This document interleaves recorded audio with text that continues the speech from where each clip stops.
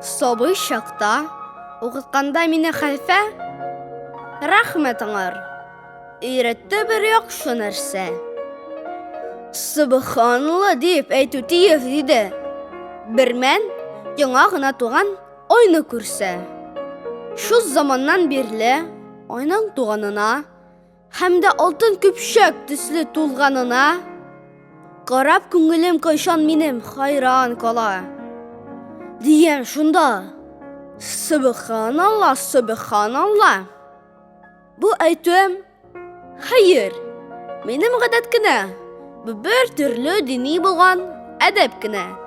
Бер вакытым бар, шун күңелемнән укыйм моны. Хәлфәм, ясын сиңа һаман рәхмәт кенә.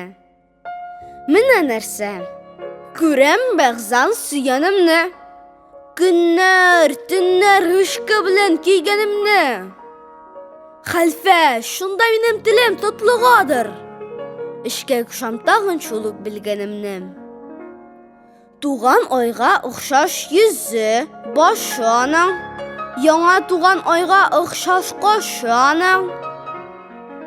Күңелем аңар карап торып хайран кала.